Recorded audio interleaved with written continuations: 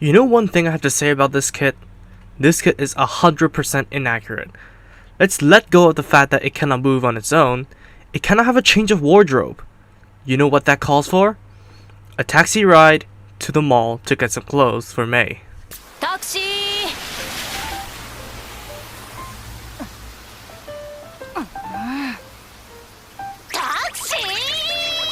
What is going on, guys? MJ2005 Gundam here, and today I'm going to be reviewing the high-grade mobile doll May from Gundam Build Divers Re-Rise.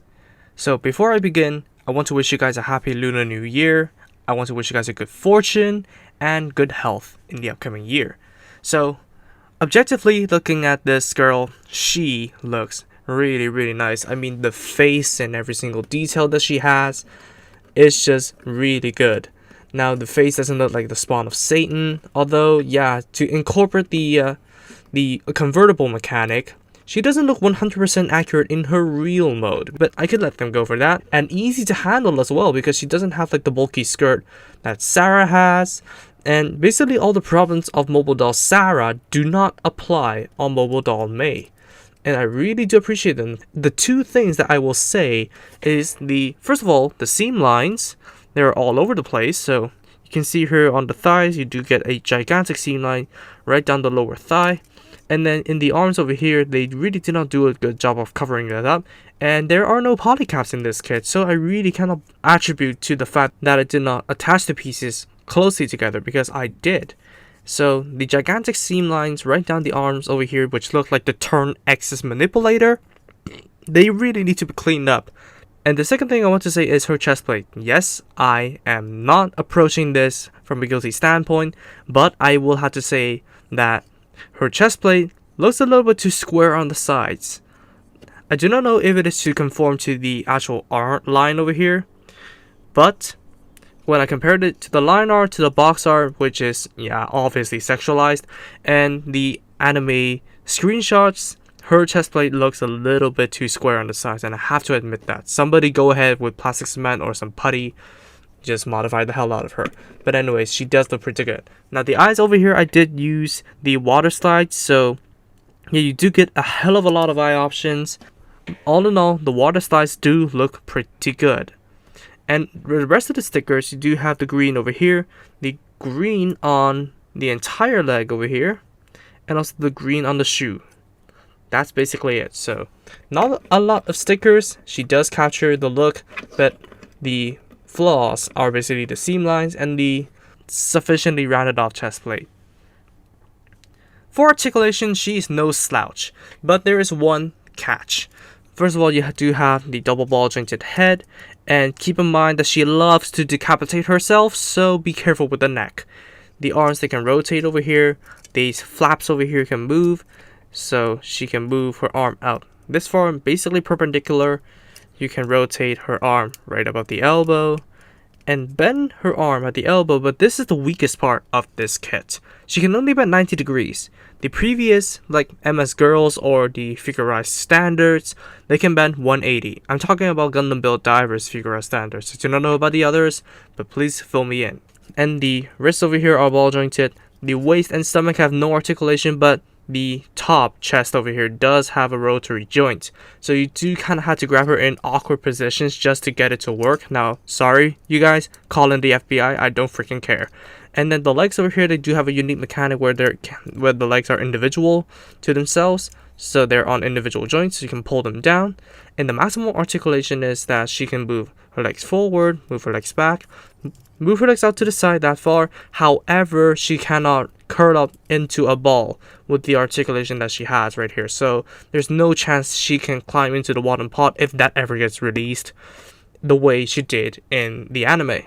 And as you guys did see, the double jointed knee looking pretty nice. Rotation at the thigh over here, and then the foot over here, they have a joint and some pegs on the top and bottom right here.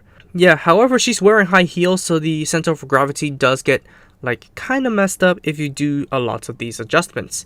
And of course, her hair, her two tails over here can move at a peg. It's unfortunate that it isn't a ball joint, but I get why they could not implement the ball joint into her head. So that's all the articulation of mobile doll May. Now, she does have quite a bit of articulation. However, as I did say, the arms are the weakest point. Now, if you want to pull off some crazy karate poses, you really can't on the ground because she is wearing high heels after all. So I'm going to rest her in the background for now. So for accessories for the real mode, I'm only going to be addressing the faces. So here they are. So first of all, we do have the normal blunt face. We do have like a surprise face, I don't think. I really don't know how to express this. And we do have a smug face, which I deliberately used the looking towards the right eyes. Now, it's kind of freaky when she has disembodied faces, so I'm gonna teach you how to change out her faces. So first of all, you basically take off this band of hair, and then we will eat your face right off your head. Right here. And then you just switch in the face that you want and put her hair back in. So here you have Mobile Doll May in an unconcerned expression right here. I should have done pink for the mouth. And here is her smug face. I'm gonna keep her like this so that she can stare into your eyes of shame. But this is basically all for the Mobile Doll May in real mode. So I'm gonna teach you guys how to convert her into her mobile suit mode. Now, first of all, we gotta get out the guillotine because we have to decapitate her. Off she goes. And now you just bring in the mobile doll head and plug it back on. So here we have the Mobile Doll May in mobile suit mode. It's basically just her head with the gray hair and the robo eyes. Now her hair right here in the front, it did have a little bit of change. So let's compare it to the real mode, although it may just look pretty freaky. So you obviously have like the cybernetic piece over here and some cybernetic hair pieces over here instead of this kind of more realistic hair. She did have a little bit of changes in the head, but it is not really too major. So in this, you do have 4 new stickers. So first of all, you do have the gray dots on the forehead, and you also have the robo eyes. That's basically it.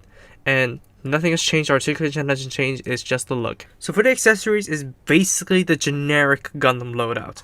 So first of all, let's talk about the beam sabers mounted onto the arms. So you do get 2 clear green beams. It is inaccurate, I know, but they have printed this in hard plastic, so it's not kind of like the rubbery texture. So you can easily paint over this. So you just plug it right into the gauntlets over here, and here you have it. But I must admit, the green does suit her. Next up is going to be the beam shield. So the beam shield devices are mounted right onto the shoulders, so you can plug the beam shield onto either one. However, I'm just going to be doing on the left one. Here it is, the F91's beam shield. Now it does have like a custom connector over here that does actually hold together pretty well as one piece, even though the beam shield doesn't have the cap on. So we're going to put the cap on, like here. And then you just plug the clear piece right onto the device. And here you have the beam shield. However, as I did say in the unboxing, you cannot toss these out, unlike when she did when she was fighting against the Zeltzam. So here you have it. And finally, her 2 beam guns right here. So you do have 2 green stickers for the scope, not metallic unfortunately. And they do have custom adapters over here so you can plug it onto her lower thighs. And now she suddenly has storage. And to hold these, you do get a set of holding hands right here. And then for the pistols, what you want to do is to grab the handle right here. You do not have any tabs, nothing. You just need to grab the handle and flip them out. Just like so. So you basically unplug it and let her hold it. It's nice and snugly in the hand. Now this neck joint is going to get in on my nerves because I do not know why she loves the guillotine so much. And here you have it. She has her beam guns. So that's basically all the accessories for Mobile Doll May. Now there are 2 worthy mentions that came in this kit. First of all is the inclusion of a stand and a custom stand extender. And how you plug her on, not right into the crotch, because that will be painful, and you just plug it right onto the booster of her backpack.